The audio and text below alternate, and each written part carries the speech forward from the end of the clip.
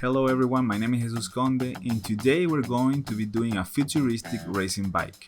The very first thing you should do is get inspired. Looking through a book like this one really helps. The book Blast from Scott Robertson is amazing. For the sketch, I chose to go with VR. Graviti Sketch is an incredible tool, really fast for doing simple models that I can later modify or import into another software. The volume tool is one of my favorites. You can just create shapes by pulling corners and also makes these really cool angle lines that make everything look sharp. Then, it's useful to import the model onto a 3D software. I use 3ds Max, and for the mountains and rock assets I use Quixel Megascan. I ended up making the nose of the bike larger to give it more of a weird look, adjusted the lighting and camera a little. And as a neat trick, I scale the things on the ground horizontally to make it look like if it had blur.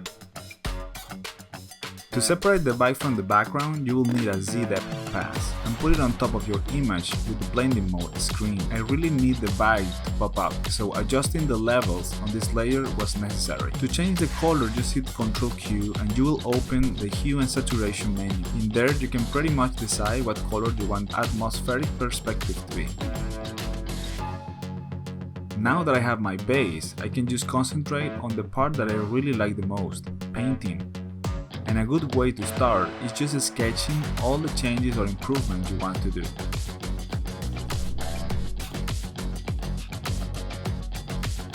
You will need to pick a lot of the same colors with the eyedropper to keep everything looking like it belongs to the scene. If you go too crazy with the values and colors, it can look really bad, so be careful. I decided to keep things almost clean without using photo wash or textures on the bike. I didn't want it to make it look rusty or anything.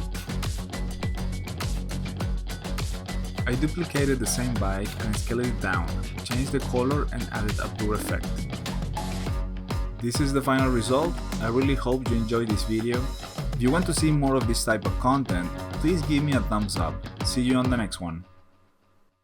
Hey guys, thank you for staying till the end. If you want to support the channel, the best way to do it is to click the link in the description where you can get this package that comes with the longer video explaining everything from start to finish. You can have the PSD file, the original PSD file, high-res PNG and the OBJ file with all the 3D files that I use for this project. Now, thank you very much and see you next time.